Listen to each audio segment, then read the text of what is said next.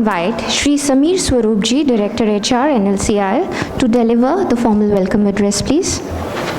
Respected CMD sir,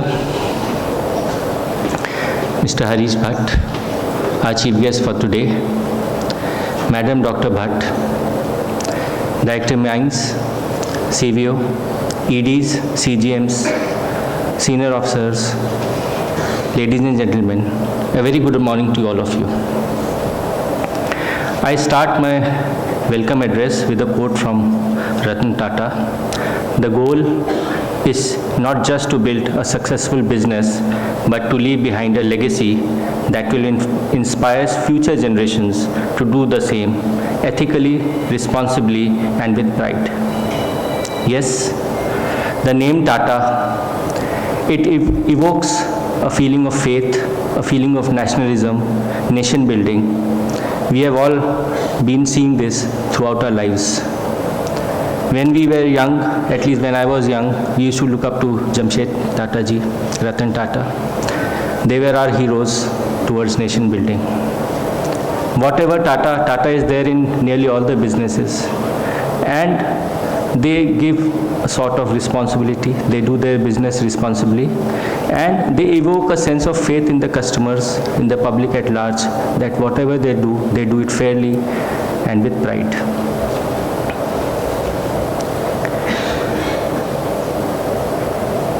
We lost one of the doyens of our business last year. But today is the day to celebrate it, to learn from him. And we have one of the best speakers who has studied the lives of the Tatas, written books on it, has been with Tatas for more than 35 years, been their managing director, CEO, and also advisor. So I welcome all of you, and let us enjoy whatever the wisdom which we gain from Mr. Bhat, and let us take it forward and learn from it. Thank you very much. Welcome all of you once again. Thank you, sir. Thank you for your welcome address.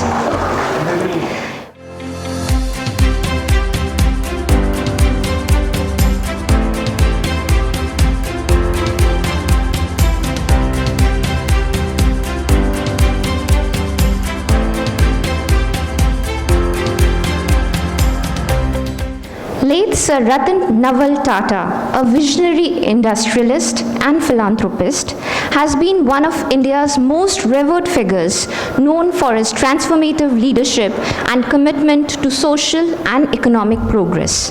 Born on 28 December 1937, Sir Ratan Tata led the Tata Group, one of India's largest and most respected conglomerates, from 1991 to 2012, spearheading its global expansion and diversification.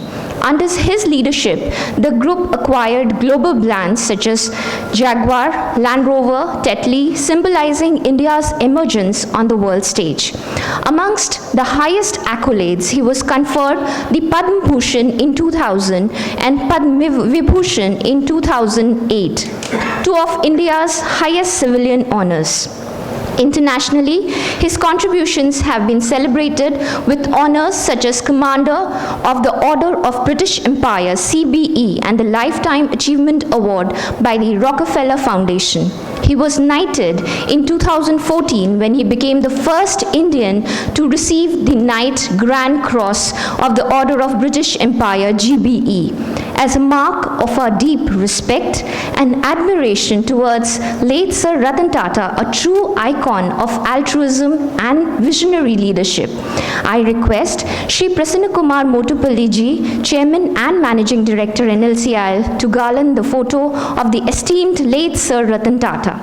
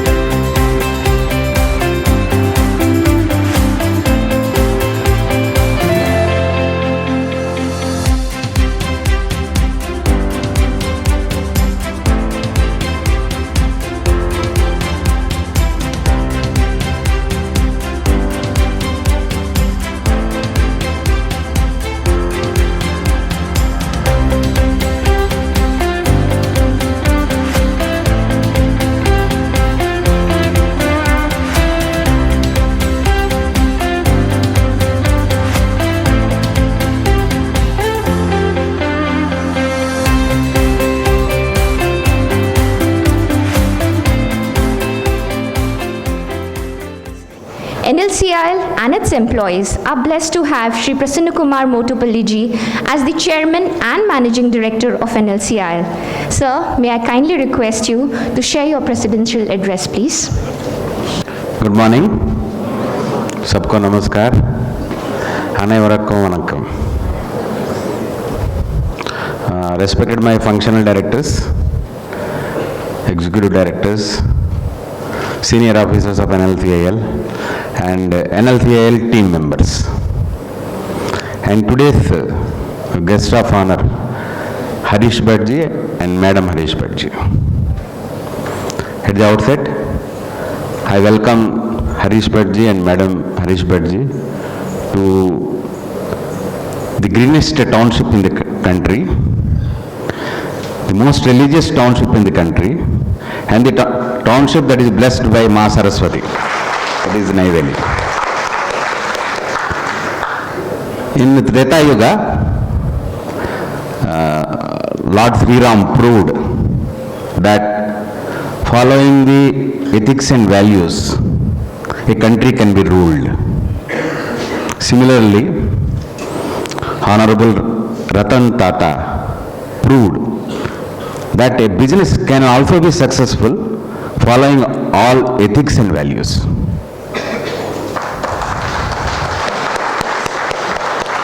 He is not only an inspiration to Indians, he is an inspiration to many across the globe.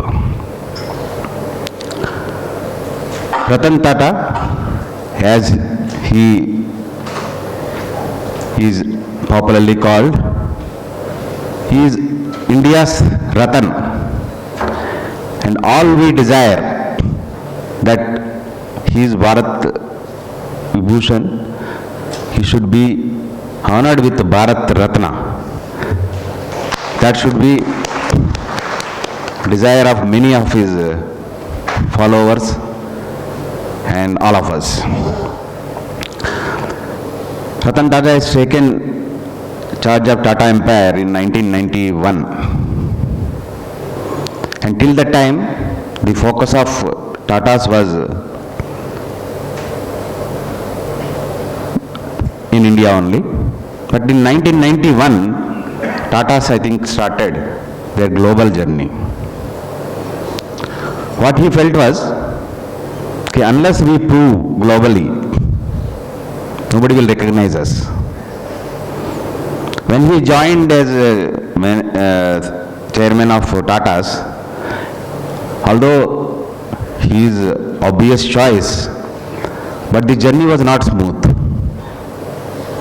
There was stiff opposition from many of the subsidiaries of Tatas, because the style of functioning of JRD Tata was different. But Ratan Tata was trying to streamline the various activities, because once we are going to global, we should streamline the activities, having more controls on the subsidiaries, requesting more information from subsidiaries. So that was not accepted by many of the subsidiaries. But finally, after seeing the results, within a short time, everybody come in line, and the entire operations of Tatas were globally streamlined. That credit goes to Ratan Tata, and he was chairman for almost 41 years. And during this tenure, he increased the revenue of Tatas by almost 40 times, and the profit of Tatas by almost 50 times.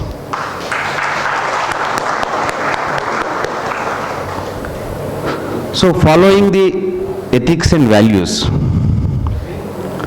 that can be done in normal course. But following the ethics and values, when you are in crisis, when you are in very difficult situation, when everything is against you, still you are following the values. That is very important. That is exhibited by Ratan Tata ji.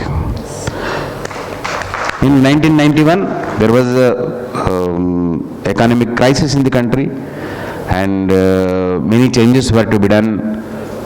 And in that process, Ratan Tata helped the country to take progressive steps to maintain our economy and to take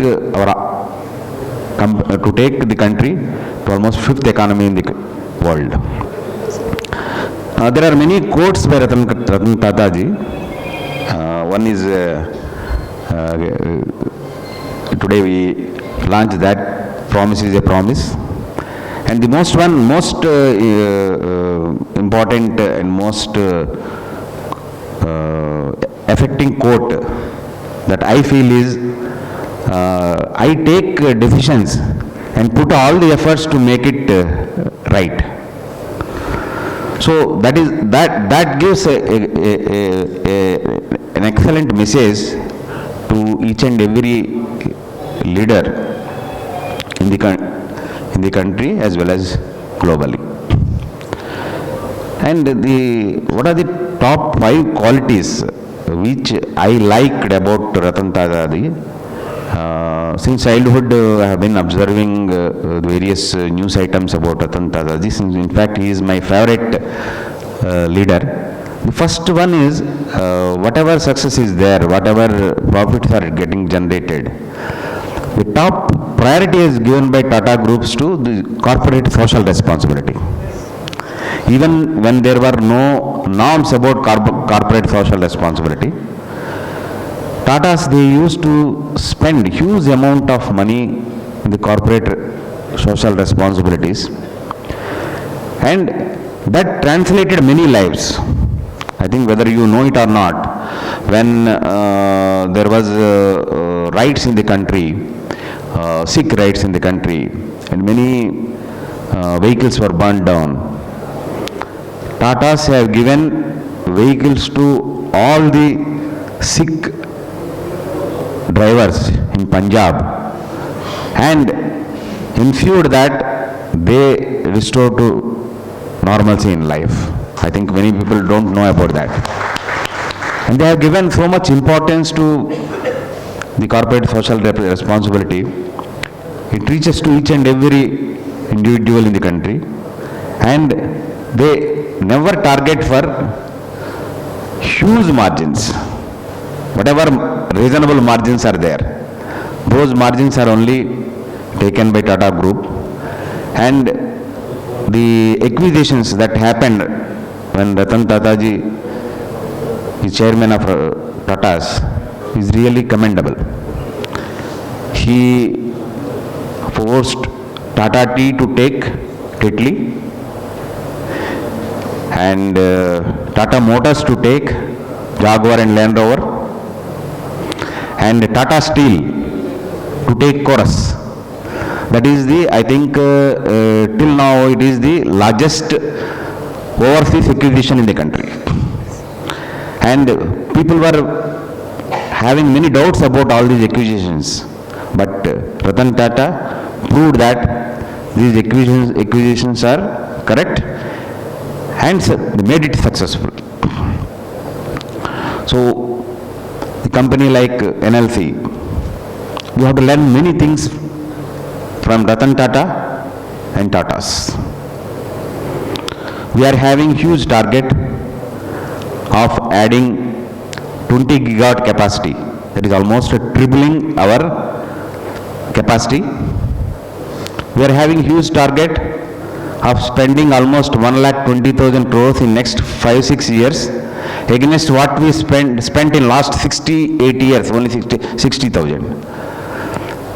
And all these things, for achieving all these things, that too following all principles, ethics and values, we need guidance and support from the principles of the great leaders like Ratan Tata ji.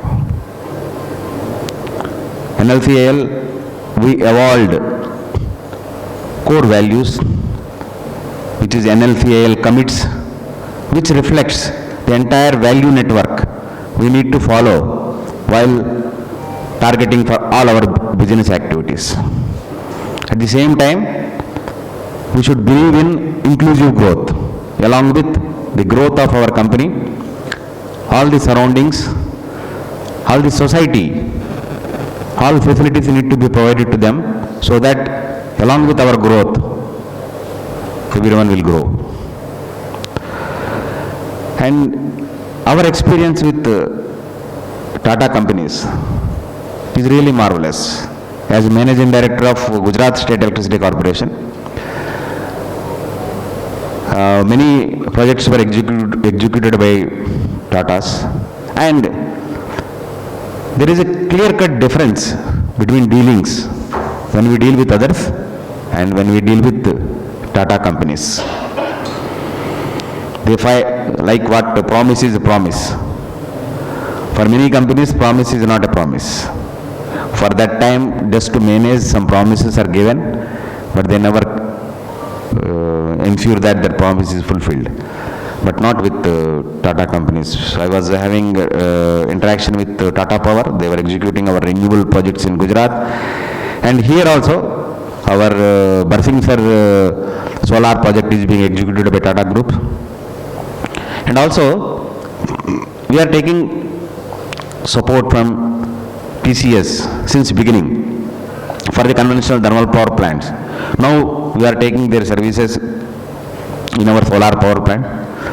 In all these transactions and interactions with Tata companies, we feel clear-cut difference how they deal with the things and how they give importance to values. So today we are here to hear from Harish Bhat ji. I don't want to take more time. We want to hear from Harish Bhat ji. We could not interact with Ratan Tata ji, but we ourselves feel blessed that we lived in this world where Ratan Tata ji lived. But at least we will hear from the person who is having interaction with Ratan Tata ji and feel blessed and try to follow many of the practices and the systems that are being followed by Tatas to take our organization to new heights. Thank you. Thank you all. Today we have with us a brand himself. From sipping the morning coffee to looking for time in watches as a style accessory or the jewelry, which is not just for women anymore, are his creations. A man who has been the fulcrum of brand creation in Tata's and its several products. A man who has been listed at the top 10 in world by Forbes. It's none other than Shri Harish Bhat. I invite Mr. Albert, Manager LDC, to kindly read out the formal profile of Shri Harish Bhat, please. It's my pleasure and privilege to present the profile of our esteemed guest speaker, Shri Harish Bhat, former brand custodian, Tata Sons, Director, Tata Group, and author. Shri Harish Bhat's association with the Tata Group spans over 36 years, during which he has held key leadership roles, including Chief Operating Officer of Titan Companies Watches and Accessories, Managing Director and CEO of Tata Global Beverage Limited, now known as Tata Consumer Product Limited, and also the Chairman of Tata Coffee Limited. Currently, Shri Harish Bhat serves as an advisor at Tata Sons and as a non-executive director on the boards of Tata Starbucks, Trent and Infinity Retail. His tenure as a brand custodian of the Tata Group has been instrumental in elevating Tata to the status as India's most valuable brand. His contribution to the field of marketing have earned him global recognition, with Forbes naming him among the world's top 10 most influential chief marketing officer in both 2022 and 2023. Shri Harish Bhat is also a prolific author, having penned 7 books across genres, including national bestsellers like Tata Stories, Tata Log, and Jamshedji Tata. His literary works seamlessly blend storytelling with corporate inspiring professionals and readers alike. Beyond books, he contributes regularly as a columnist to the leading publication, writing The Curious Marketer in the Hindu Business Line and Tongue-in-Cheek in Mint. Additionally, he shares weekly real-life tales of inspiring through his LinkedIn series called as Short Tata Stories. A seasoned keynote speaker, Shri Harish Bhat, has delivered over 200 motivational talks and sessions covering topics like marketing, storytelling, and leadership, leaving audience energized and enlightened. His extensive experience across member of Group Executive Council at Tata Sons, where he has contributed to shaping strategic initiative across the group. A proud alumnus and gold medalist of PGDM from Indian Institute of Ahmedabad 1987 batch, Shri Harish Bhat Tata epitomizes excellence and dedication in every endeavor he undertakes. Ladies and gentlemen, it's an honor to have Shri Harish Bhat with us today. Now, let us invite him to share his insight and experience in his session on establishing the Tata culture. Sir, the stage is all yours. Can we have a big round of applause, please? A very good morning to all of you. I hope I am audible at the back of the auditorium. This is fine? Thank you. Firstly, I want to thank NLCIL for inviting me. Many thanks to the Chairman and Managing Director and to directors and to all of you for having me here in Neyveli today. I must tell you that it's been a pleasure and privilege. My wife and I have enjoyed being in Neyveli, and I completely agree with you, sir. It's the greenest township that I have ever seen anywhere. Yesterday, your team was kind enough to take me to mine number 2. And I was very, very impressed with what I saw there. Not just with the mining operation, which was so extensive in scale, the largest lignite mine, I am told, in the whole of Asia, but also in the afforestation initiatives which have been done on the reclaimed land, which were also very, very impressive to see. I want to tell you that, your very ambitious growth plans, which your Chairman and Managing Director mentioned just now, are also very impressive. I want to congratulate NLCIL and also wish you all the very, very best on your path of rapid and extensive growth. So heartiest congratulations to all of you. What I like particularly is the fact that as a company, you have chosen to invite me to learn from the life and principles of Mr. Ratan Tata. This shows a company with a very strong learning mindset, and I really admire your spending so much time and effort in organizing this session to learn from the principles of Mr. Ratan Tata. Thank you very much for that. I want to start by talking a little bit about the Tata Group, because that will give the context to Mr. Ratan Tata's life. The Tata Group today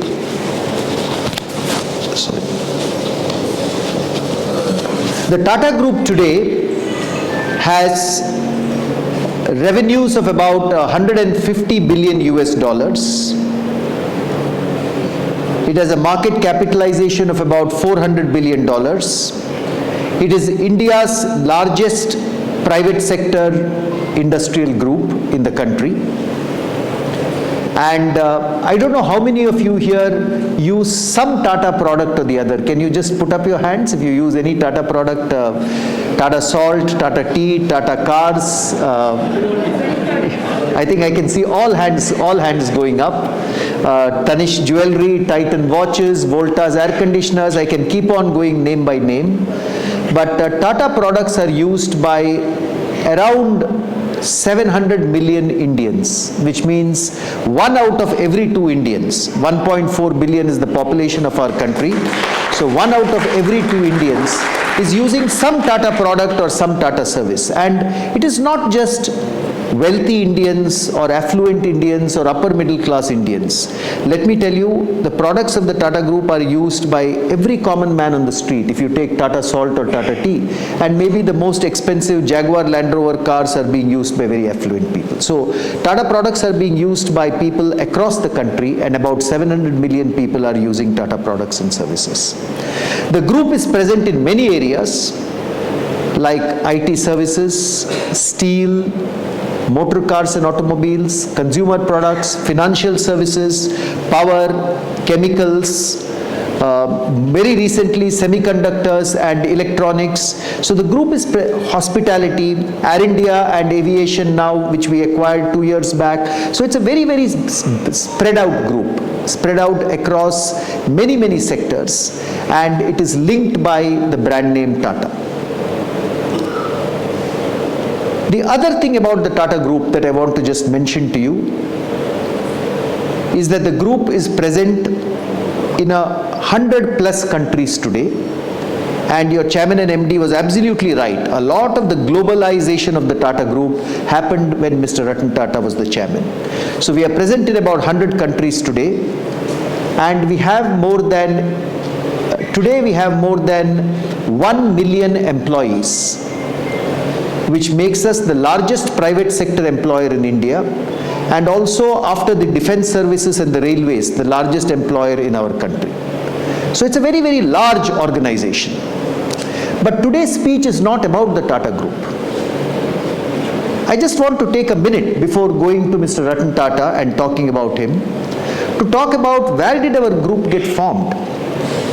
You know, I don't know how many of you are aware, the Tata Group today is 156 years of age. We were founded by a Parsi merchant of Mumbai called Jamshedji Tata in the year 1868. He started a textile mill in Bombay and Nagpur. That was the foundation of our group. And there is one story I want to narrate to you from Jamshedji Tata before coming to Mr. Ratan Tata, because it will show how those value systems have flown across the group.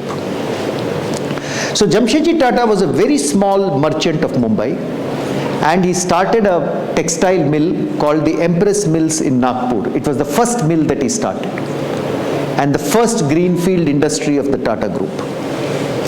It soon became the most profitable mill of its kind in India. I am talking about 1870s and 1880s, because he used a lot of innovative technology. He used the ring spindle in those textile mills, which even the British and the Americans were not using. And remember, he was doing this under British rule. It was not that the government was supportive towards him. He used the best quality of cotton, and soon the Empress Mills became a very, very profitable business enterprise. I am told in its first 18 years, its return on capital employed was more than 43% every year. It became very profitable. But that is not the story of Empress Mills. What he did in the Empress Mills, and which has stayed as a value with all of us, the workers in the Empress Mills used to be uneducated and semi-educated people from Nagpur and the surrounding areas of Maharashtra. Women and men who did not have much education. In 1880s, for these workers of Empress Mills, Jamshedji Tata introduced for the first time in India accident insurance. Never before it was done. It was not a statutory requirement also. We are talking about British India. We are not even, this is many years before independence. In the 1890s, he introduced in the Empress Mills, for the first time in India, the concept of a pension fund for people who had spent more than 25-30 years of working. In 1901, for the first time in India, he introduced what each of us see on our salary slips every month. For the first time in India, he introduced the concept of a provident fund, when it was not required by the government. And people went and asked him, Mr. Tata, why are you spending all this money on worker welfare? This is the money which belongs to your shareholders. எதுக்கு இவ்வளோ நீங்கள் spend பண்ணுறீங்க on worker welfare? And Jamshedji Tata stood up and answered them. He said, we want to be very profitable. We know that our wealth belongs to our shareholders. But we also know that the welfare of our employees and the welfare of our community is the strongest foundation for a prosperous tomorrow. This was his answer to people. And that has been the philosophy of our group for 156 years. We believe in becoming very profitable. All our companies are very profitable. We are growing very well. But we also believe that the fruits of that prosperity should go back to the community. So what did Jamshedji Tata and his sons do? They took their entire wealth. Jamshedji Tata had two sons, Dorabji Tata and Ratanji Tata. They took their entire wealth and they donated it to the Tata Charitable Trust. What happened as a result of this? The ownership of the Tata Group moved from the Tata family to the Tata Charitable Trust. And until today, 66% of the Tata Group, the holding company of the Tata Group is Tata Sons, where I have been working. 66% of the shares of Tata Sons are held by the Tata Charitable Trust. What does this mean? 66% of our profits through dividends go back to the Tata Charitable Trust. And these are the trusts which have established the Tata Cancer Hospital in Mumbai, the Tata Cancer Hospital in Kolkata, Tata Institute of Fundamental Research, Indian Institute of Science in Bangalore, Tata Institute of Social Sciences. All this has come out of the money that the Tata Trusts have gained out of dividends from Tata Sons.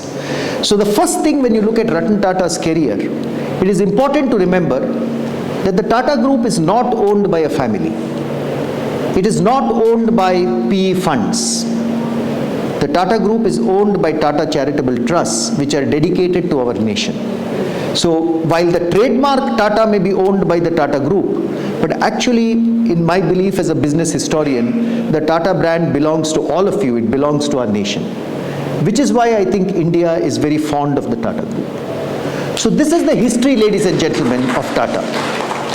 And it is a group which is very well known in the world today. Tata is the only Indian origin brand which is amongst the top 100 in the world today. You go to many places in the world. You know, I have gone myself sometimes to UK or sometimes to the US. You tell the person at the immigration counter you're from Tata, they recognize you. It's one of the few Indian names which is recognized in the world over. But the reason I believe is because of the Tata Group's commitment to nation building. Not only Empress Mills, Jamshedji Tata in those days set up Tata Steel in 1906 when there was no integrated steel plant in India. And he did it because he thought India requires steel. He set up Tata Hydroelectric Power in Lonavala and the Western Ghats because he thought Bombay requires clean electric energy. No one had set up such a major hydroelectric project until then. He set up the Taj Mahal Hotel in Mumbai, India's first luxury 5-star hotel, because Bombay had gone through the bubonic plague and he wanted to get foreign visitors to come back to Bombay. So a lot of the things that the Tata Group have done over the years has been because of nation building. We are not a perfect group. I want to say that also. We have committed many errors, like many companies do. Not all our businesses have been successful. Most businesses have been successful. Some have failed also. But overall, I would say more than 80% of the businesses started by the group have succeeded very well.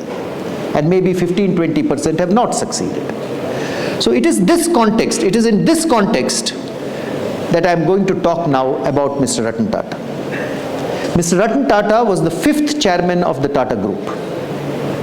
There was Jamshedji Tata, there was Dorabji Tata, there was Nauroji Saklatwala, there was JRD Tata, and after that there was Ratan Tata, who was the 5th chairman of the Tata Group. As your chairman and MD has said, he took charge as the chairman in 1991. When the Tata Group was still very small, it was only a $6 billion group when he took charge as the chairman. 21 years ago, 21 years later, when he retired as the chairman, the turnover of the Tata Group was $100 billion. So within 2 decades, 6 billion to 100 billion is a huge amount of growth, profitable growth that he masterminded. I was very shocked. I was at home on the 9th of October when Mr. Ratan Tata passed away. Late night, I think about 11 o'clock or so, I heard the news. Next early morning, I traveled to Bombay to pay my last respects to Mr. Ratan Tata.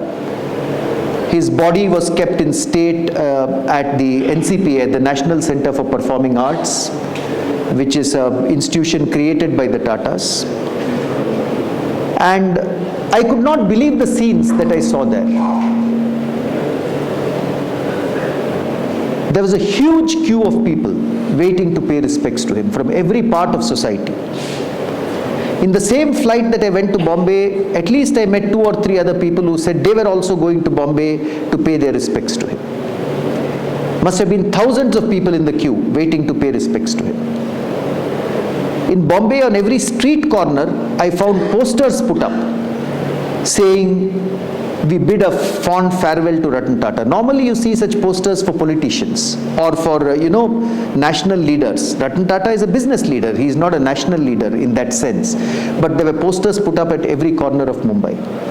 And the kind of, I saw television channels were broadcasting this throughout the day. You might have seen here in Neyveli also. Television channels were broadcasting the last, the respects being paid and the funeral of Mr. Ratan Tata throughout the day. Never before I have seen such, people respect business leaders. But do people adore and love business leaders? I have never seen so much love expressed for a business leader. The last time I saw so much love and admiration for someone who passed away was probably when President APJ Abdul Kalam passed away, when there was a similar affection and love expressed by every Indian. So the question I want to ask you, how is it that a business leader like Ratan Tata was not only respected and admired, but also adored and loved by millions of Indians?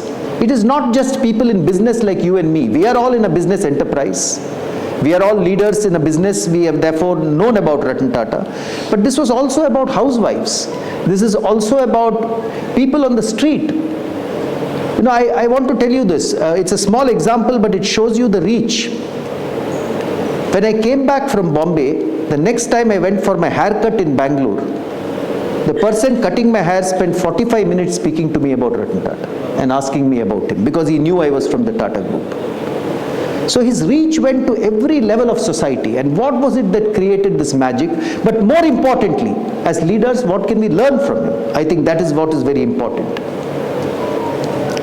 I want to talk about a few characteristics of Ratan Tata, which I think we can learn from. And I want to start first by talking about his dedication to the nation, to innovation and excellence. And I want to narrate a few stories to you. So the first story I want to narrate to you is from 1995. Ratan Tata stood up at a national conference of automobile manufacturers and he said, why cannot India have its own car? At that time in the 1990s, there was Maruti on the roads of India, Maruti Suzuki, and you also know there was Hyundai. Maruti Suzuki was a Japanese designed car. It was being assembled in Gurgaon. Hyundai was a Korean designed car. It was being assembled in Sri Perumbudur near Chennai. But these cars were designed there. They were using many foreign components, some Indian components. And Ratan Tata said, we are a country which has put a satellite into space. Aryabhata is already in space. We are a country which has already had a nuclear explosion at Pokhran. How come we don't have a car which we can call our own? And he said, why can't the auto companies of India come together and create a car which is truly Indian? But many people were skeptical about it. Many people said India is not a developed country. Making a car will require a lot of resources. Do we have those resources? We don't have the technology to make our own car. And other car companies chose not to come with Mr. Ratan Tata on that project. But he said, no, we will go ahead. If no one else wants to join us, we will go ahead and do it in Tata Motors. Tata Motors at that time was called Telco. I don't know if you remember, the old name was Telco at that time. So he said, we will go ahead and create it in Telco. And he then had a beautiful vision statement for Telco at that time. He said, we will make a car which is the size of an Ambassador, which has the fuel efficiency of a Maruti, and which is even more beautiful than the Zen. I don't know if you remember the Zen car of those days. It was I think one model higher than the Maruti 800. So this was the vision statement that he issued. But making a car is not easy. He got his engineers from the Engineering Research Center of Tata Motors in Pune, working with IDEO of Turin to design the first ever car designed in India for Indians. They created a beautiful car. Many of you may remember the Indica. It was a very large car, a lot of space inside the car for Indian families. It was very different from any other car you saw on the road at that time. And it was stunning. The design of the car was stunning. But it is not enough to design a car. You have to manufacture a car. A manufacturing plant for cars, even in those days, I am talking 1998, 1999, a manufacturing plant for cars has a cost of at least $2 billion. And in $2 billion in 1998 was a very, very large amount. Even today it is a very large amount. I am talking of 16,000, 17,000 crores. At that time it was even larger. I am talking 20 years back. And Telco did not have the funds to invest $2 billion. But Mr. Ratan Tata and his leadership team would not give out the challenge. They went across the world and they searched for a second-hand car plant. They found a Nissan car plant in Australia which was not being used, which was being run only for 15 minutes a day to keep it alive. Brick by brick, they were able to negotiate with Nissan and buy that plant for 1/6 the cost of a regular car plant. And brick by brick, that plant was disassembled in Australia. They brought it to Pune and established the Tata Indica car plant in Pune. This is how the manufacturing units came up for the Indica. But you had to train workers to create a car. Tata Motors had never made cars before. It was a truck company. Tatas had always made trucks for 40-50 years, but never made cars. You have to train people. And I have gone and spoken to the workers in Tata Motors Pune. Even today when you speak to them, they cry. But they cry with tears of joy because they made India's first car. The first car took them 8 days to assemble of the Tata Indica. Today you go to a Tata car plant, every 45-50 seconds there is a car coming out. Today you will see the Harrier, Nexon, Punch, all the new cars of Tata. But this was the origin from where the Tata car started, the making of an Indica. And the first Indica, when it came out, there were more than 1 lakh bookings at that time. Initially there were quality problems.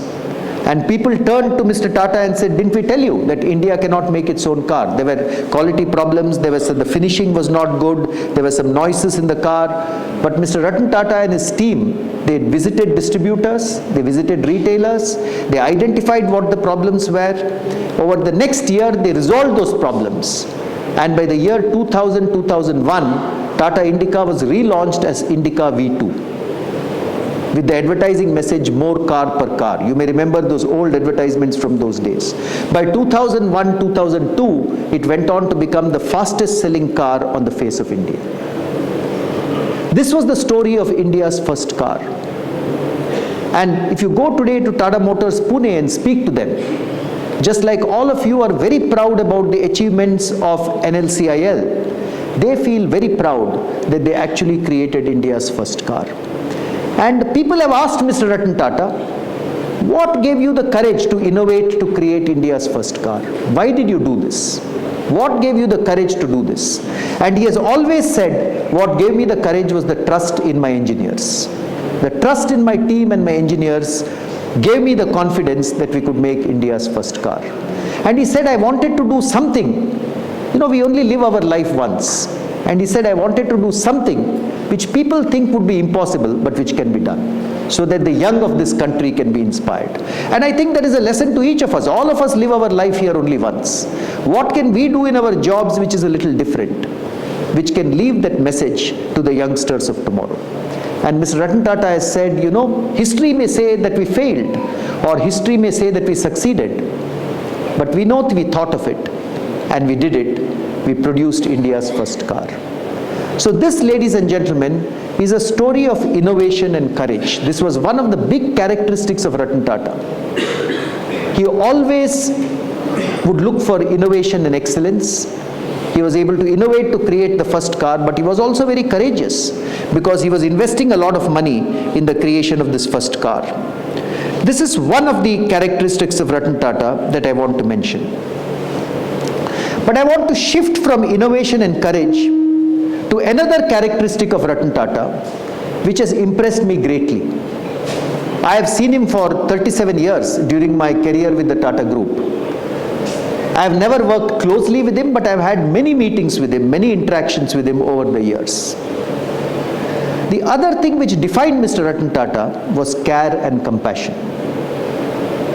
And let me narrate a story for you here. which brings out his care and compassion. On the 26th of November 2008, the Taj Mahal Hotel in Mumbai was attacked by terrorists. I don't know if all of you will remember this. Not only the Taj Mahal Hotel, but the VT train station, the Trident Hotel, there were Leopold Cafe, 4 or 5 locations in Bombay were attacked by terrorists. And actually the Taj was set on fire. You might have seen some, images in your television of the Taj dome being set on fire. This was the night of 26th. The Taj was full of guests and employees. So the first message reached Mr. Ratan Tata to the telephone operator. The telephone operator called and said, something like this is happening in the hotel. Within 40 minutes, Ratan Tata had reached the Taj Hotel. He wanted to enter the hotel, but the police would not permit him, because obviously there were terrorists shooting inside the hotel. He stood on the pavements outside the hotel. For 3 days, till the terrorists were killed, he stood on the pavement outside. He was helpless, but he wanted to show a solidarity to the people who were within the hotel. And he did not move away from there. 3 days later, when the terrorists had been killed, he entered the hotel and he stood on the steps of the hotel and he said 2 things. The first thing he said was, they have hurt us, but they cannot knock us down. He said within 1 month the Taj Hotel will be back to functioning as a resilient symbol of a proud India. And that hotel, which was completely burnt, 26th November, on 21st of December, within 1 month, the tower wing of the hotel was reopened for business. He wanted to show that people cannot knock you down. The second thing that he said, and he said it spontaneously, he said, we will establish a welfare fund for the family of every person who has passed away in the terrorist attack and for the people who are injured. People from the Taj Hotels company, when they heard him say this, many of them were nervous, because at that time you did not even know how many people have been killed in Bombay or how many people have been injured. And they tried telling Mr. Tata, but he said, listen, so what? The city of Bombay has given us so much. This is the time for us to return to the city of Bombay.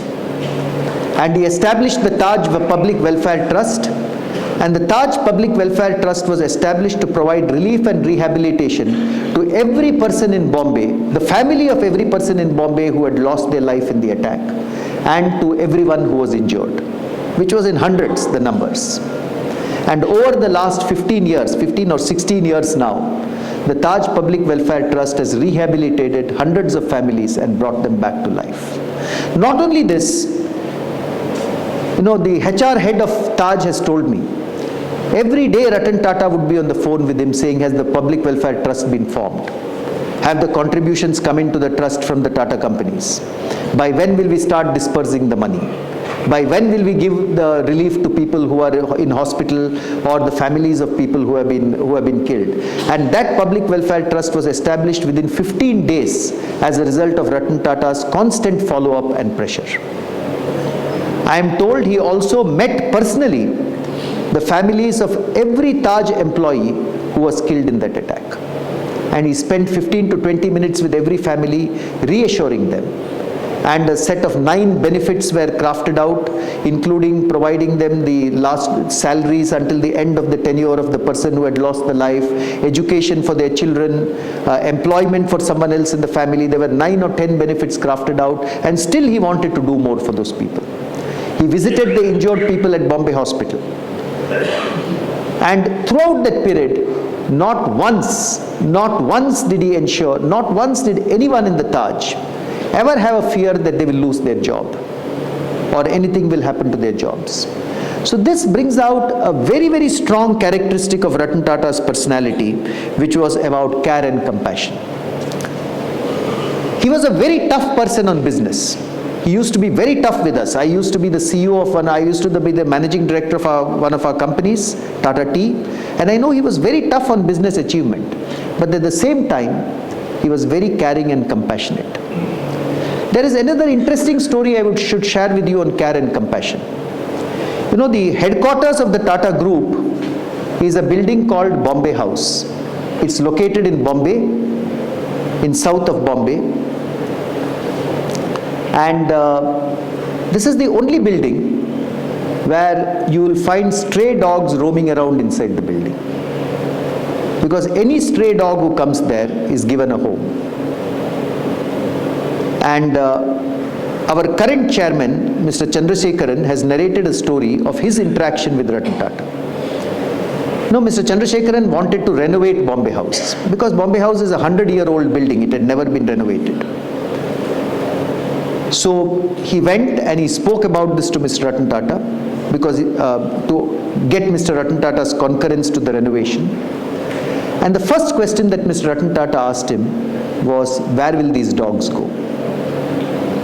And then Mr. Chandrasekharan told him that we will be building a kennel for these dogs in Bombay House. And then he seemed satisfied, and when the new Bombay House was renovated and opened, the first place that Ratan Tata visited was the kennel to see whether the dogs were safe and sound. Now, you may ask, why is this necessary? But for all of us in the Tata Group, this is an expression of care and compassion. Whether it was the victims of the 26/11 attacks, or whether it is creating a kennel for the dogs of Bombay House, or he used to often visit retired employees who were not feeling well to share some time with them. So he was a very caring and compassionate man at the heart of his life. So I have spoken about two characteristics of Ratan Tata, courage and innovation, and I have spoken about care and compassion. But a third thing which was very, very important to Ratan Tata was meeting commitments. You know, just now this quotation of Mr. Ratan Tata was released, which says, a promise is a promise. And that was a very, very important part of Ratan Tata's life. You know, one of my senior directors in the Tata Group is a person called Mr. Gopalakrishnan. And he has told me this story. He says on the 27th of November, one day after the terrorist attack, early morning at 10 o'clock, he had an appointment with Ratan Tata. Some meeting, some appointment he had asked for. So 26th, the terrorist attack happened. Ratan Tata was there outside the Taj at night. And his appointment with him was on 27th morning at 10 o'clock. So Mr. Gopalakrishnan says, okay, appointment with chairman of the company, I have to go. He went there at 10. He was actually not expecting Mr. Tata there because of the terrorist attack and his being outside the hotel. But at 10 o'clock, Mr. Ratan Tata was there for the appointment. And he said, and Mr. Gopalakrishnan asked him, sir, you could have asked me to postpone the appointment. You could have sent me an SMS or something saying because of this the appointment is postponed. And apparently Mr. Ratan Tata told him, how can I do that? I have given you my word that I am meeting you at 10 o'clock. And my word is my word, I will meet you. Now that was how important. Later on Mr. Gopalakrishnan asked him, sir, can't we postpone this meeting? We will come back and meet you later. And they agreed that they would meet later. But for him that was very, very important. So many people have told me, you know, I once ran into a personal problem. I would not like to describe the personal problem here. But I requested for an appointment with Mr. Ratan Tata. This was way back in 2004, 2005. He agreed to meet me when he came to Bangalore on some work. I described my personal problem to him. And then I went away. I said, he's a busy man. He's the chairman of Tata Group. I was only an operating manager in the Tata Group. I went away. I did not even know whether the problem will be solved or not.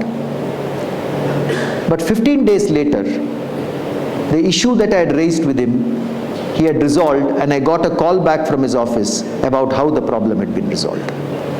So for him, a commitment given to anyone was very important, and many people have told me once he gave a commitment, he would always stand by that commitment and nothing will come in the way of his meeting that commitment. That is why I think a promise is a promise is a very, very important thing for us to do. Often we say many things. I also say many things in my life. But what is our say-do ratio? Are we doing everything that we say? Are we meeting the commitments that we give? Is one very, very important lesson that I have learned from Mr. Ratan Tata. And this is not only about business. This is also about the commitments we make in our personal lives and our family lives. Are we keeping up to those commitments? Is something which is very, very important from Ratan Tata's point of view. The other aspect of his character, which was very important, was he thought big. He thought big, and he did things because he thought they were important for the Tata Group and the nation. Your chairman and MD has referred, and rightly he has referred, to the acquisitions of Jaguar Land Rover, Tetley and Chorus. Imagine, in the 1990s and 2000s, no Indian company had ever acquired a global brand. Others will come and acquire Indian brands, but no Indian company had ever gone and acquired a global brand. It is in that context, Ratan Tata leads the acquisition of a British brand like Tetley. Can you imagine an Indian company acquiring a British brand? This was the very first time that India had ever acquired a global brand, Tetley tea. Then he leads the acquisition of Jaguar and Land Rover. These are globally known luxury brands. No Indian company had done that ever before. And he made that possible. He took those risks and made it possible.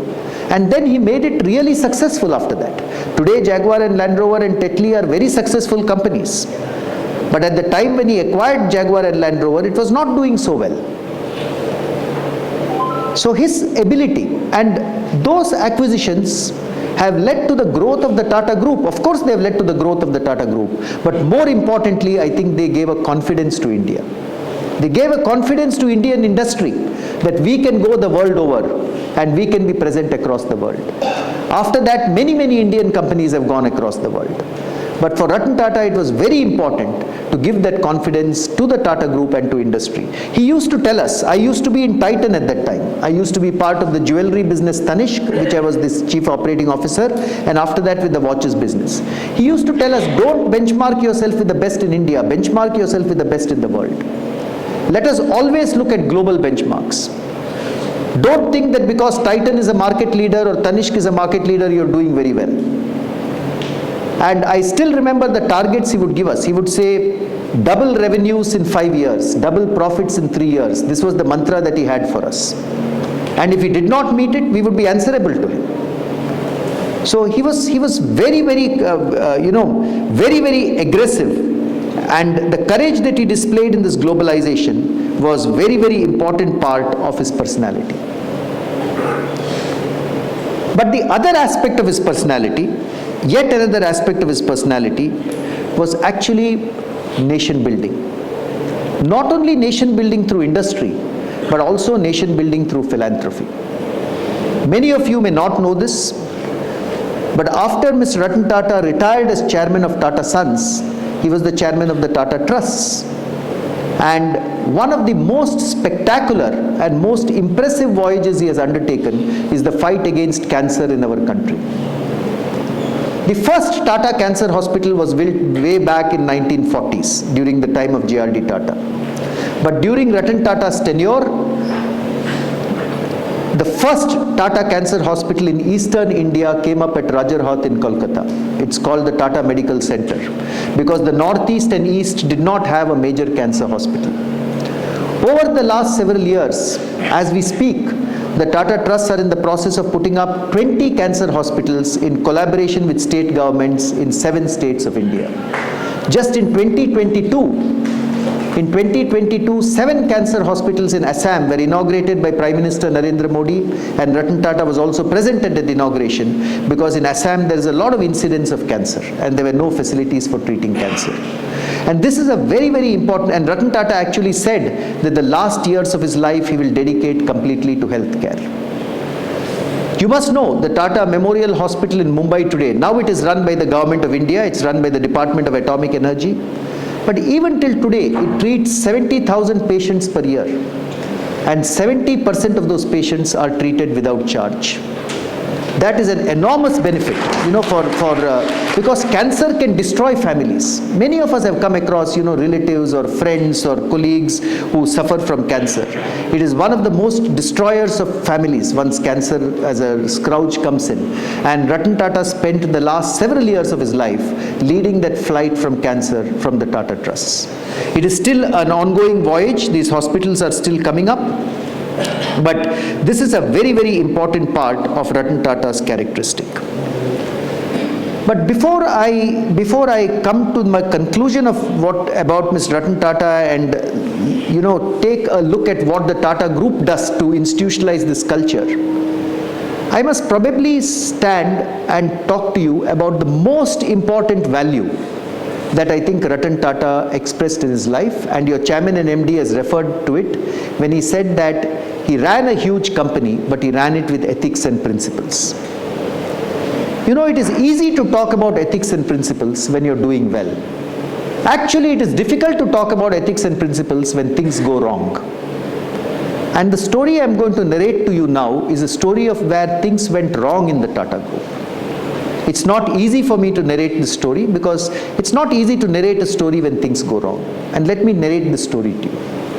The Tatas used to have a finance company called Tata Finance. 1990s and early 2000s when Ratan Tata was the chairman.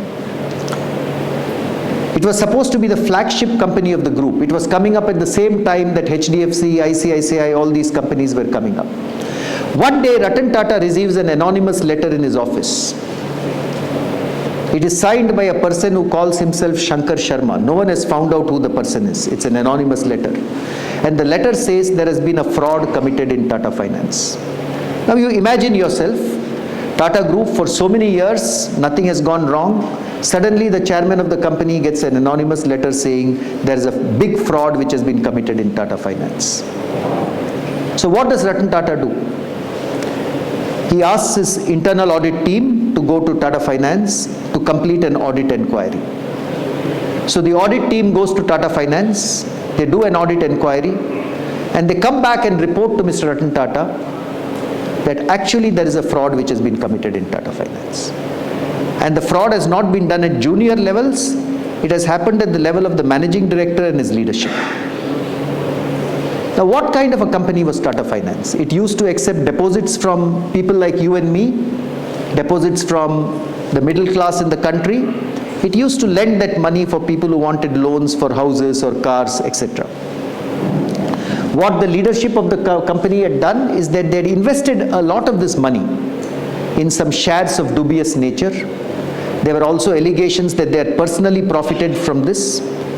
And when those shares collapsed, it left a 500 crore hole in the balance sheet of the company. I am talking of 500 crores in 1998-99. By today's value, it may be, some tens of thousands of crores if you add inflation to it. So this was the position of Tata Finance. It was a publicly listed company. The shares were quoted on the stock exchange. Tatas were the promoter, but the Tatas only held some shares. I don't remember the exact percentage, maybe 30%. The rest was held by the public. So this was the situation in which Ratan Tata found himself as a result of this fraud in Tata Finance. Ratan Tata's CFO at that time was a gentleman called Ishaq Hussain, and Ishaq Hussain has narrated this story to me. So Ratan Tata called in his leadership team and he said two things. One, he said, no depositor should lose his money. And we will stand behind every depositor, even though we are only one of the shareholders of the company, we will stand by every depositor and make sure that every depositor gets this money back. In fact, at an annual general meeting of Tata Chemicals, an old Parsi shareholder stood up and said, Mr. Tata, my deposits are in Tata Finance. What will I go home and tell my wife today about my deposits? And Mr. Ratan Tata said, none of you need to fear, not even one depositor will lose their funds. And what he did immediately thereafter is, I think, more than 610 crores of rupees were transferred to Tata Finance through cash and bank guarantees. As a result of which Tata Finance was able to uphold. This was not legally required to be done. Tata Sons was one of the shareholders. And all of you know there is limited liability when a company is listed. But Mr. Tata said, it is not what is legally required we are concerned. What is the morally correct thing for us to do? If our leadership has engaged in a fraud, we have to ensure that our depositors are protected. And this is perhaps unheard of in the history of corporate India. He also said if a fraud has happened, we should not brush it under the carpet. We should face it transparently and take the consequences of what has happened. The second thing, and actually at that time the Tatas published a full-page advertisement in the Times of India saying a fraud has been committed on Tata Finance, but we will ensure that every depositor is safe and your funds are safe. I have come across many examples of many examples of companies world over and in India. If something goes wrong, you try to keep it quiet. But here was an example of something going wrong and the Tata Group announcing to the world there has been a fraud, but we will underwrite every deposit and nothing will go wrong. This was the dates before UPI. UPI had not come to the world, digital payments had not come. It was a cash economy in India. So actually Tata Finance kept a helicopter on standby to take funds to small towns and villages if there was a run on the company. Fortunately, there was no run on the company. People trusted what Mr. Ratan Tata said. And this was an exemplary behavior to me of doing something much more than what is legally required. The second thing that he did, ladies and gentlemen, is he called in his legal head. His legal head at that time was a gentleman called Bharat Vasani. He called in his legal head and he told him, it doesn't matter who has committed this fraud, however senior they are, but I want every one of them to be brought to book and given due punishment under the law. And the Tata Group moved SEBI, moved the courts of law, ensured that all the people who were involved in that fraud, including the then managing director of the company who had also resigned by then, were brought to book, and actually the then managing director of the company was eventually put into jail. So this was also something unheard of in Indian industry, particularly in the private sector, where you actually ensure that even if it is your top leadership, if something has gone wrong, they are given due punishment under law. So for me, this example of Tata Finance is an example of Ratan Tata's principles, of making sure that the Tata Group is true to what they have promised, but at the same time making sure that if the Tata Code of Conduct is ever violated, people who violate that code of conduct will get due punishment under the law, which is why I wanted to narrate this story to you. And I want to, as I come to a close about Ratan Tata and move to the Tata Group and what we do to enshrine these principles, the last thing that I want to tell you about Ratan Tata was, he would treat people with dignity. I have met him many times. I was much junior to him, but every time I would meet him, he would be very graceful. He would request me to sit down. He would hear very patiently what I had to say. Often he would see me out at the door of his office. Just few days back, I was talking to my colleague who is the managing director of another Tata company. He said earlier this year he went to Ratan Tata's house just as a courtesy visit, to pay a courtesy visit to him. And he said Ratan Tata received him, spoke to him very patiently for 20 minutes. Later on, when he was leaving the house, he asked him, do you have a car or can I arrange a car for you? He came to the door to see him off, and then he stayed at the door till my colleague had driven away in his car. One of Ratan Tata's foremost principles was never hurt the other person's dignity. Respect the other person's dignity. And I think that he did it very successfully throughout his life. I have seen Mr. Ratan Tata many times walk in Bombay House, come out of Bombay House, attend meetings. He would walk by himself. I have never seen a security man around him. He would drive his own car by himself. He would often pick up the phone in his house by himself. He was a very, very understated person, no fanfare, very accessible. And the two principles that he kept in mind, he was asked, what is your legacy? What is the legacy you want to leave behind? And he answered it in two ways. He said, it is not my legacy. It is the legacy of the Tata Group.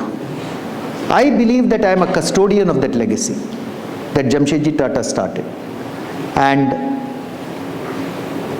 when people remember me, I hope they remember me and say, here is a person who always did the right thing in his life. He said, that mattered a lot to me, doing the right thing in my life at every time. He walked away from many business opportunities. And on a public stage like this, I will not describe what those business opportunities were.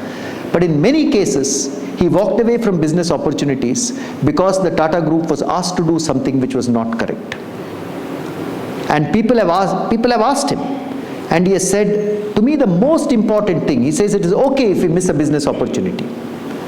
He has written in his epilogue to the creation of wealth, a book of Tata history, he has said, I want the Tata Group to grow rapidly, but I want the Tata Group to grow without ever engaging in corruption or bribery or political influence. And he says, this is the kind of group, he says if we don't do this, we will be like anyone else.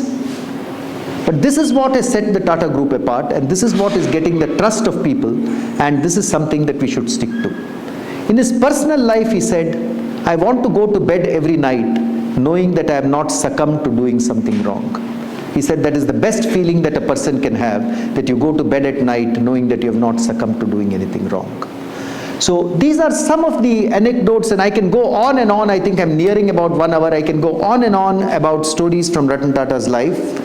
But this is why, ladies and gentlemen, I think there is so much love and affection for Mr. Ratan Tata. This is why a company like NLCIL today has decided to honor his legacy by organizing an event like this. Because of all these characteristics, his courage, his integrity, his care and compassion for people, his meeting commitments, his treating people with dignity. People have seen him doing this for 50 odd years when he was with the Tata Group, and he has not deviated from this. It is not that every business he started was successful. Some businesses were much more successful than the others.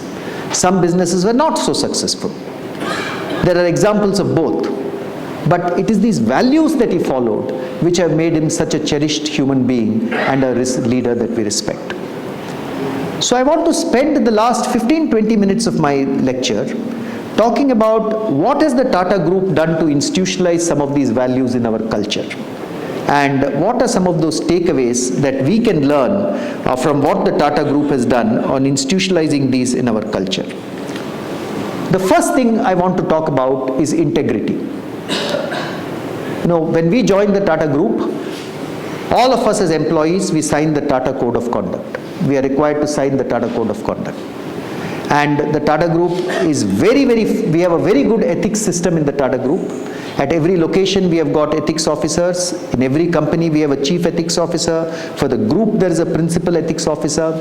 And let me tell you, I have seen in my 37 years, the Tata Group does not tolerate moving away from the Tata Code of Conduct or integrity. 1 or 2 years, if I don't achieve my performance targets, they will still be a little soft on me if they think I have done good work. But if I do anything to violate the Tata Code of Conduct, I can be sure in 1 or 2 days I will be sacked from the organization. So that commitment to the Tata Code of Conduct is very, very intense within the Tata Group, and has been, I think, the foundation of the group's getting trust, because without integrity you cannot get trust. And the Tata brand, you know, creating a brand is difficult. But tomorrow if any Tata Group company does something wrong, that brand can easily get tarnished. So maintaining that trust through integrity becomes very, very important for the Tata Group. And if the Tata brand gets tarnished in any way, it also has an impact on the country, because we are the largest brand in the country. So we have a responsibility to our country also. So the Tata Code of Conduct is very, very important to us. We have training sessions on ethics throughout the year. We have an annual ethics conclave where all the ethics counselors come together, and this is a very, very important part of the Tata Group's model. On business excellence, which Ratan Tata stood for, he would push us for growth. I don't know how many of you are aware, but each of us as a Tata company, every year we are assessed under the Tata Business Excellence model. So when I was the CEO of a company, assessors from outside the company will come in, and they will assess the company on leadership, on strategy, on customer connect, on processes within the company, on IT and technology, on HR practices, on the results that we are able to provide, and every year we get a score of out of 1,000. Every Tata company gets a score out of 1,000. Sometimes the score can go up, sometimes the score can go down. And the company which gets the highest score is awarded the JRD-QE award, which is in honor of JRD Tata. That was institutionalized by Mr. Ratan Tata. He is the person who created this. It's a very prestigious thing for us to go up and receive that award from the chairman. Once in my career I have received that award when I was the Chief Operating Officer of Titan, and it was a very, very prestigious moment for us. But that assessment is a very rigorous assessment, and it is like a mirror to us at the end of the year. It shows us whether we are doing, financial results is one thing. Financial results the stock market will recognize or the market will recognize. But how good are your processes? How good is your customer service? How good are your HR processes? This assessment is done by other assessors from other Tata companies coming in. Similarly, I have gone to other Tata companies and done their assessment also. So the Tata Business Excellence model is a very, very good process and foundation for institutionalizing the culture of business excellence within the group. Mr. Ratan Tata was a strong proponent of innovation. And I want to tell you that innovation is also one of the key drivers within the Tata Group. Doing something new all the time. But how do we institutionalize this? We have created a process called Tata Innovista, which is an annual platform. Every employee of the group can submit new ideas under employee or teams also. It's not necessarily individual. Mostly it is teams which submit new ideas. And these ideas are assessed within each Tata company. There are more than 80 Tata companies. The finalists come to the Tata Group where they're assessed at the group level. And there are Tata Innovista awards given out each year for the best innovations. Tens of thousands of Tata Group employees take part in Tata Innovista. It is now 10-15 years old. It has become a very, very strong process within the company. Very small ideas to very big ideas are considered. Not only ideas which have succeeded. We also have awards for ideas which have failed. We say dare to try. If someone has implemented an idea with good intent, some reason it has failed in the market, we have an award category for that also called Dare to Try. We have ideas for best products, for best services, for best processes and so forth. I can take you through more details if you require them, but I think a process like that has institutionalized innovation within the Tata Group. Very importantly, the use of the Tata brand is strongly institutionalized in the Tata Group. Any company which wants to use the Tata brand has to sign an agreement with Tata Sons. There are very firm, many of you may remember the Tata logo, you know, the round logo with T in it. That was created by Mr. Ratan Tata during his time. Until Mr. Ratan Tata's time, there was no Tata logo. Different companies used to use different logos. And even the logos which were there were not modern, they were not attractive. You know, the trucks will use one logo. Tata Tea, when I started, had another logo. TCS had another logo and so forth.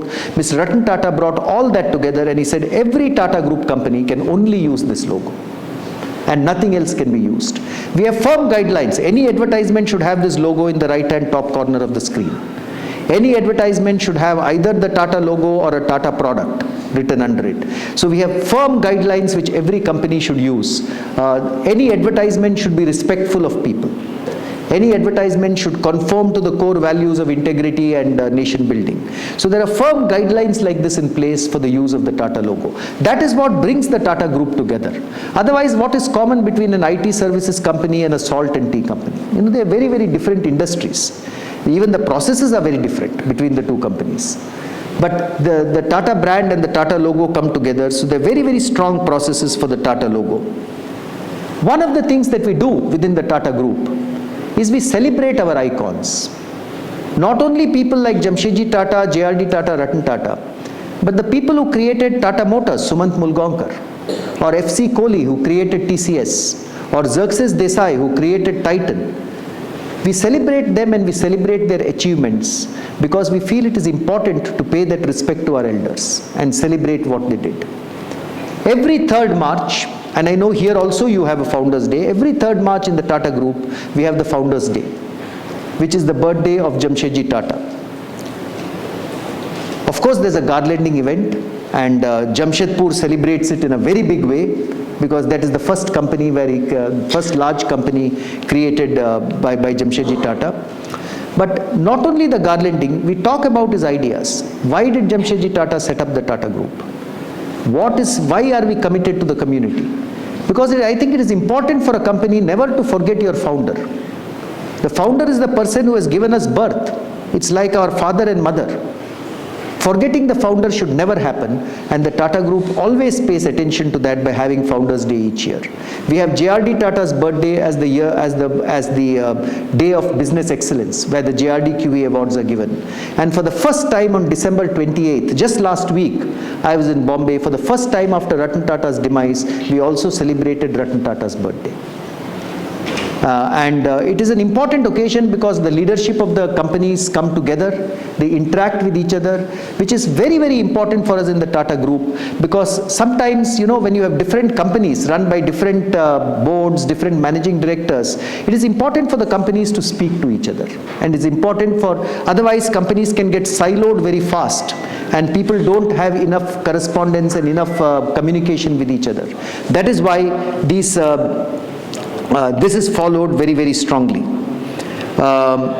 One of the things that we do very, very well, and I think any company, I know your company has now spent nearly, I think, 69 years, you must be in NLCIL. The Tata Group is 156 years. There are many stories in the Tata Group. I narrated to you just now the story of the 26/11 attack, the Tata Indica, Tata Finance. Like that, there are hundreds of stories within the Tata Group. And one of the things that we do is narrate those stories to all our people. In every induction program of every person who joins the group, these stories will be narrated. Because our belief is that culture is not a concept. Culture is actually an aggregation of stories. What has actually happened in the group is what constitutes the culture. We narrate stories of success, we also narrate some stories of failure, but we make sure that the stories of Jamshedji Tata, J.R.D. Tata, Ratan Tata, Sumant Mulgaonkar, Rusi Modi, all these people are well known to our youngsters who are joining. Otherwise, a person who is joining as a graduate engineer trainee at the age of 23, 24 years, how will he know all these stories? Which is why our induction programs consist of them. We write books about them.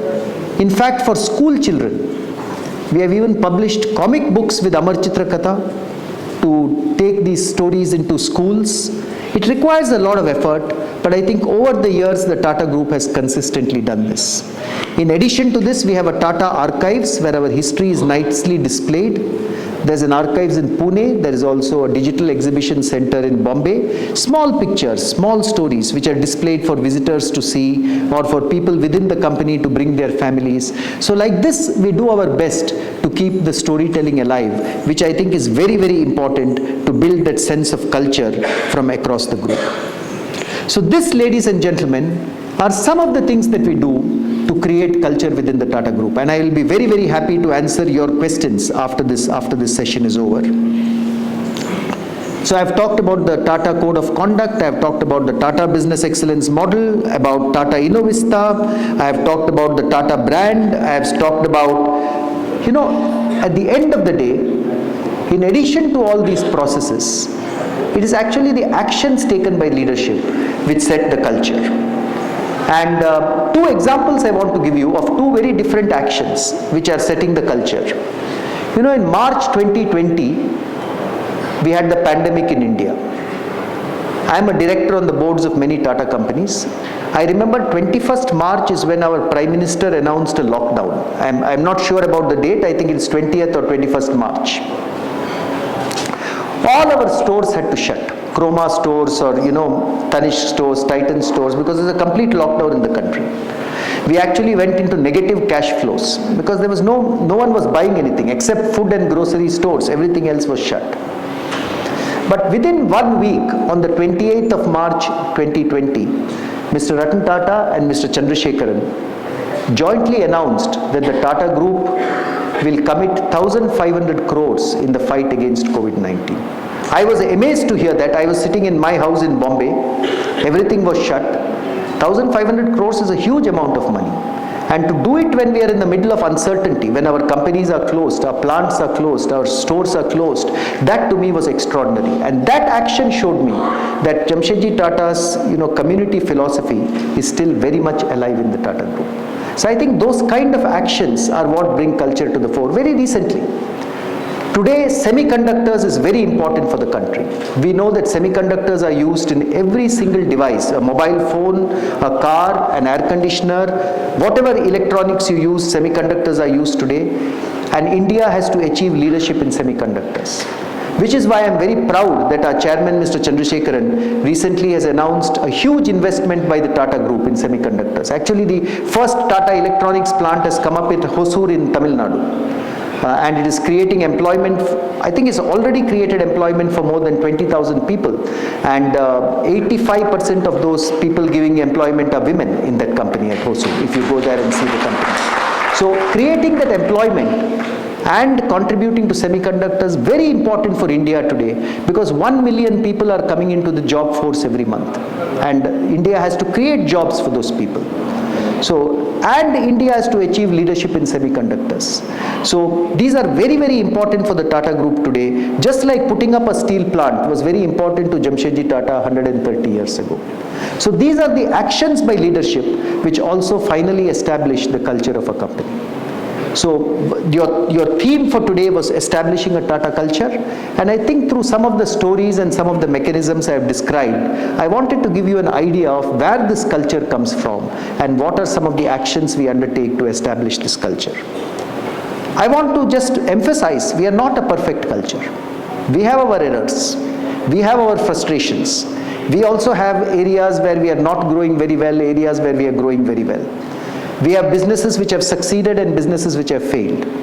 But despite business successes and failures, these values and cultural principles will always remain true in the, I hope, and I am confident that they will always remain true in the Tata Group for the next 150 years. I want to close my address, and I am going to be open to any questions that you may ask. I want to close my address by reading out 2 quotes to you, which I found very powerful. The first quote I want to read out to you is from Prime Minister Narendra Modi. He wrote an article in many Indian newspapers about Mr. Ratan Tata. Some of you might have read that article. And this is what Mr. Narendra Modi ended that article by saying. He says, as we remember Ratan Tata today, we are reminded of the society he envisioned, where business can serve as a force for the good, where every individual's potential is valued, and where progress is measured in the well-being and happiness of all. He remains alive in the lives he touched and the dreams he nurtured. Generations of Indians will be grateful to him for making India a better, kinder, and more hopeful place. And I also want to read what Mr. N. Chandrasekharan, chairman of Tata Sons, said. He wrote a personal tribute on LinkedIn to about Mr. Ratan Tata. And he said, anybody who met Mr. Ratan Tata came away with a story about his humanity, his warmth, and his dreams for India. There really was no one like him. So I think here was a man, ladies and gentlemen, who dreamt for India all the time. He gave his entire life to the Tata Group, and he gave his entire life for India. And I hope the lessons that we learned from him inspire him to do something small or big in our own lives. I think if we can take even 2 or 3 lessons from him and see how we can implement them in our day-to-day work, that would be the best tribute that we can pay to Mr. Ratan Tata.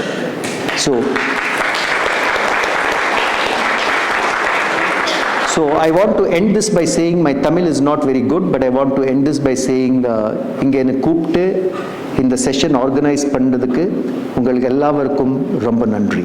Thank you very much.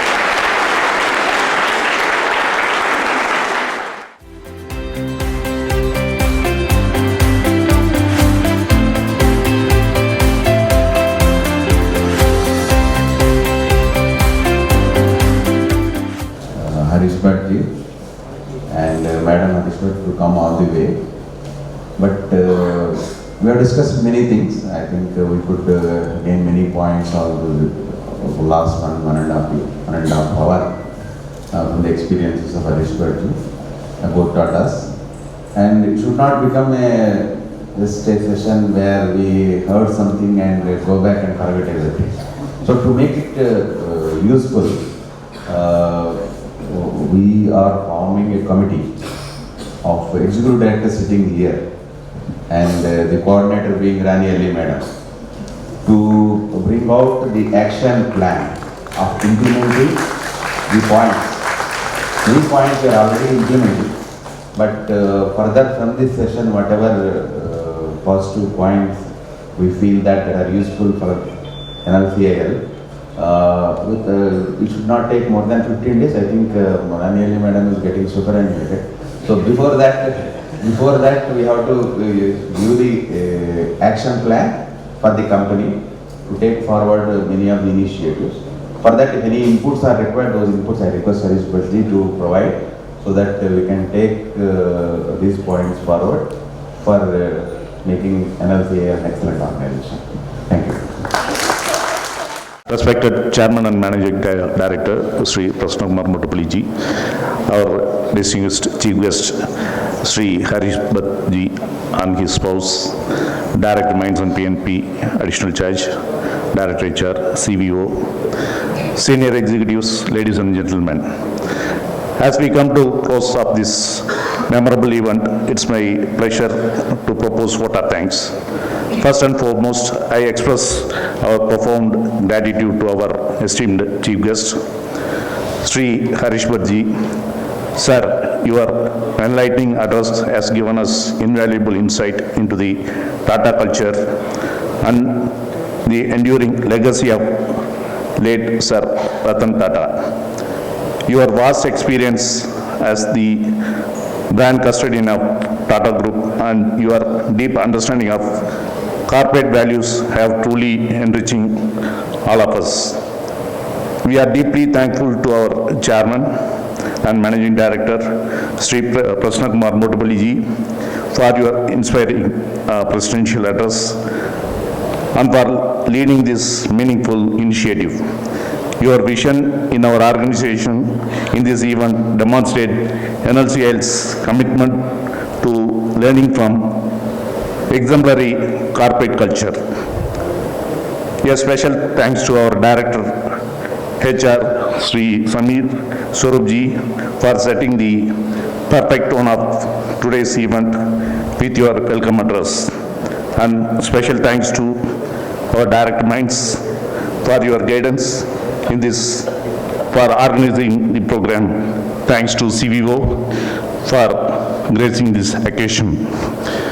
I would like to extend our gratitude to all participants who engaged in the enlightening question and answer sessions.